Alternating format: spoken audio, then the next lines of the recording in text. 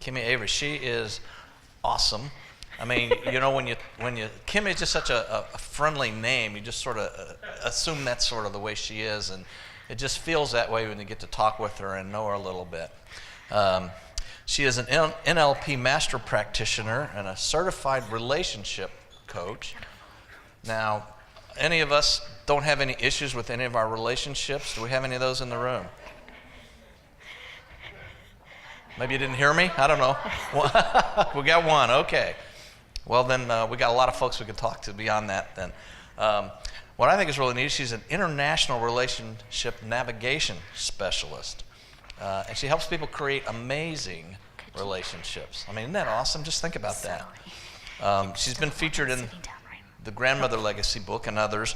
And she's going to talk to us about springing into the new paradigm in partnerships. So this is going to be real exciting. I'm looking forward to hear this. So, Kimi.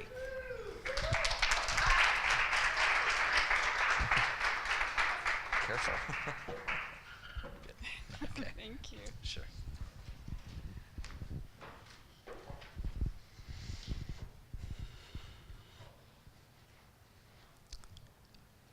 The room is silent. Mary and George are on the opposite sides of the room again. Heartbroken. Mary's over here, can't believe he doesn't understand her. Can't believe he shut her off again. He can't believe that she doesn't care.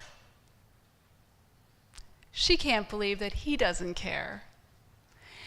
Really, they both don't see themselves as caring about the other one at this point. He can't win with her. George got on the phone with me and he said, I don't want to get a divorce. I don't. I love her and I can't make her happy. I don't know what to do. Have you ever had a moment like that? Would you like to have fewer moments like that? Thank you. My name is Kimi Avary, and I'm a relationship navigation specialist. I've been studying love and relationships my whole life. I'm married to a great man named Art, and I'm 50 years old, and I met him when I was 38. And I'm a product of the 70s. We were taught we could bring home the bacon, fry it up in the pan, and never let him forget he's your man. And we would do all this stuff, and we would have the career, and we would have the relationship and the family and all of these things. And then I got to be about 36, and it hadn't happened.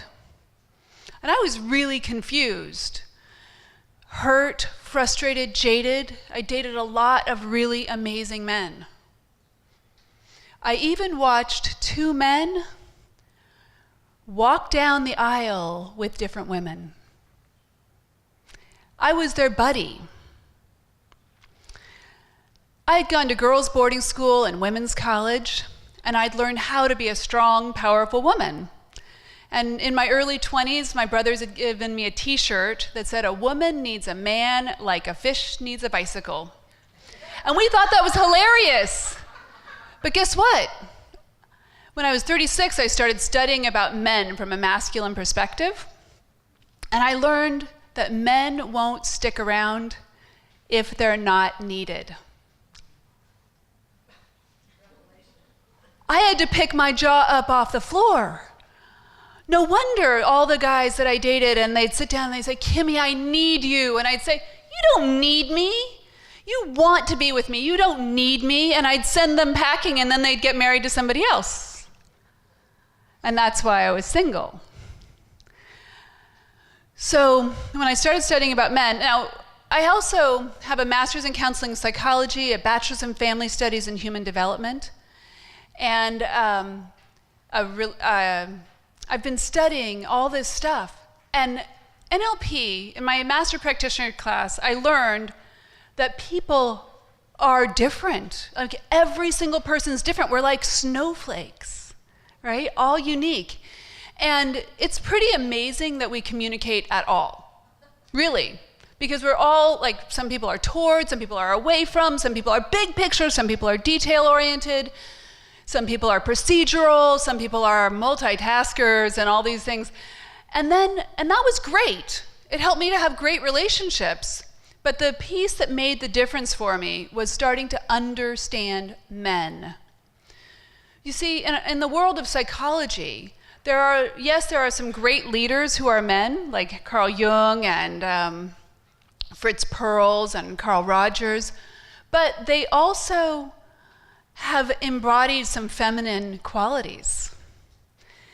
And there are things that our culture has made men wrong for years. I just got turned on to a woman named Camille Paglia, and I should have read about her a long time ago. She's part of the first wave feminism, she says, as opposed to second and third wave. First wave feminism was about admiring men and not bashing them. They said, I want my due also. I want to be able to show how great I am. And years ago, I remember I was at Mills, and I was Mills College over in Oakland, and my best friend, who is now my business partner, she and I were part of this big strike, and we were talking to my grandmother about it, and she goes, I don't understand what you guys are doing with feminism. Like, I don't get it. Well, aside from the fact that we won the strike, that's a little thing we were very happy about. Her form of feminism was all about being empowered, was being about being a strong woman. She was the first person to open a dry cleaning company in Rio de Janeiro in the early 30s. She just did it. There are things that she just did, and it never occurred to her that she couldn't do things. So the new paradigm in partnership in the 21st century, to me, is about men and women, masculine and feminine, coming together in partnership. How many of you would like some partnership? Thank you. So as a foundation, I like to see there's two globes. There's one upper globe, which is about spirit and choice. Masculine and feminine doesn't matter up here. This is all about love. This is God, goddess, divinity. This is where you are your best self, your angelic qualities that you all have within you. And down here is where the masculine and feminine live, and it's sort of like a yin-yang symbol. And on this side is the feminine, the supporter, adapter, enhancer quality. It's the eternalness, multitasker. And over here is the masculine, which is the provider, protector, producer energy. That day when I started learning about men, I learned that men want to provide and protect for the people they care about. What? I know that sounds crazy now. Guys, there's a couple amazing men in this room. You like to provide and protect the people you care about, yes? And ladies, when you've been in masculine mode, and guess what? Motherhood is really masculine. So it's about providing and protecting your little beings that are growing up. You want to make sure you would die for them, wouldn't you?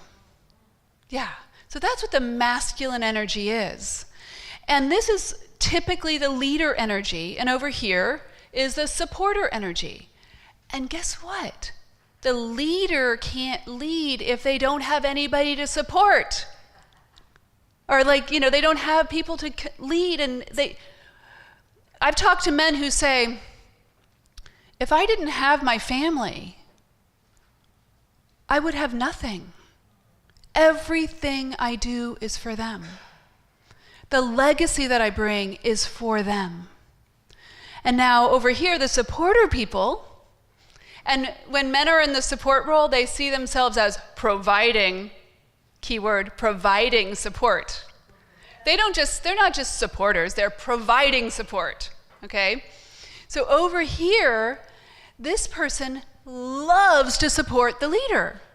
So in fact, my business partner, Tony, she lives in Idaho. We met 30 years ago in college. She is not a leader person. She is the support person. She makes sure all my back-end office stuff gets done so that I can be here with you, right? And the truth is, what Rebecca said earlier, you cannot be a leader. You can't get out on stage. You can't do any of the stuff that all that beautiful flower that we drew up earlier. You can't do any of that stuff if you don't have support.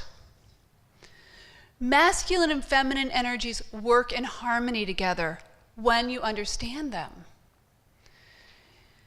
So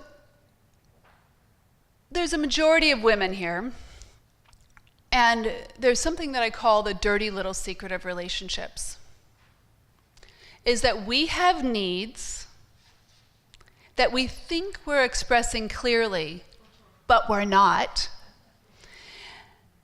Because we don't actually know what we need until we're upset, usually. So we're like, hint, hint, hint, hint, hint. Why don't you do this for me?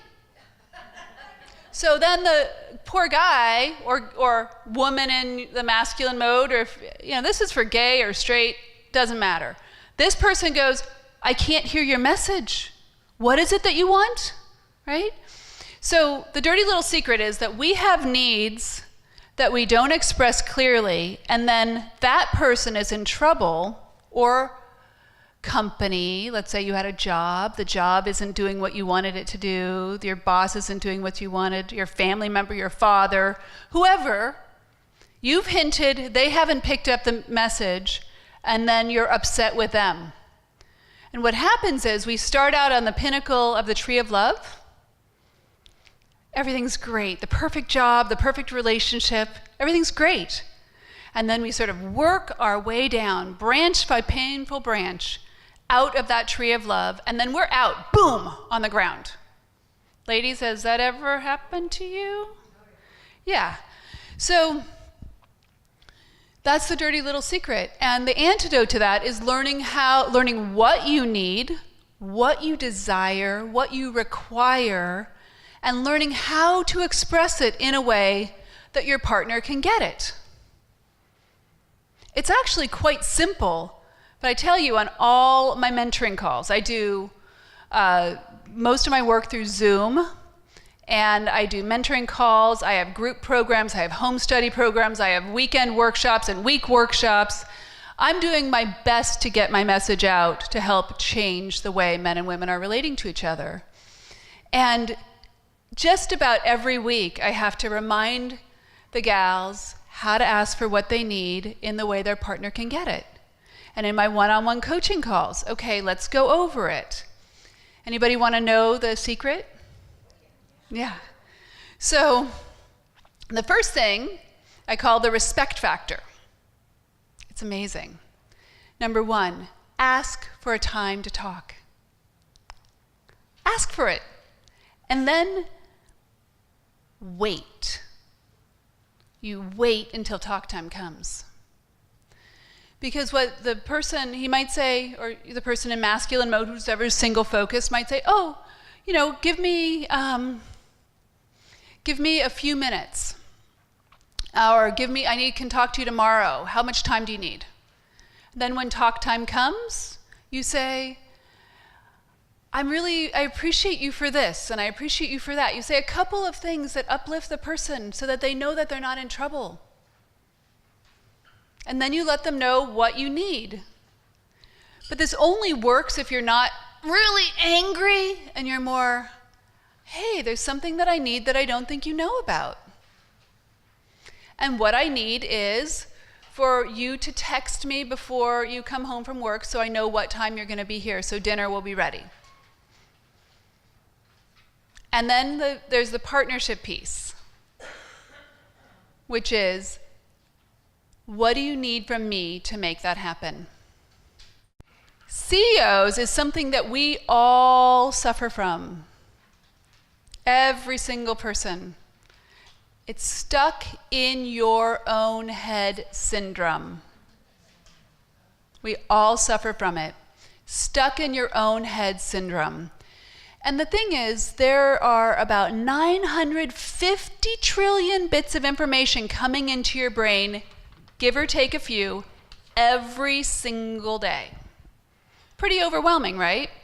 So we all naturally delete things. Oh, that's irrelevant, that's irrelevant, that's irrelevant. We distort it. Oh, well, that's sort of like this. And we generalize. Oh, they've got skin, so they're like me. Right? So we do that all the time. And then when we do that, we end up with problems because we are misunderstanding people. On top of that, we are hardwired to look for negative things. So we don't see the positive. So our job is to triumph over the negativity and all these generalizations and be curious about another person. Actually choose to step into curiosity. And the masculine and feminine, as I was talking about, like those are our instinctual responses. When have you been upset with the other person because they weren't doing something the way you would do them? You ever had that experience? And when are you most, I want you to take this worksheet and look through it, but when are you most in your spirit and at choice? That's a really good thing to know. It's important for you to find those experiences and pay attention to them. We make assumptions about our partners. We make assumptions that because I multitask, my partner can too. Maybe they can, maybe they can't. Likely, they're single focused. When my husband is watching football, I can say something and he won't hear me. And when I'm multitasking on my computer and he sees 100 windows open, he'll say, you're not using your computer correctly. Anybody ever had somebody say that to them? Yeah. Well, the truth is that for me, if I don't keep all the windows open, I forget what I'm doing. Right, ladies? Some of us have that experience. You are all amazing. Thank you.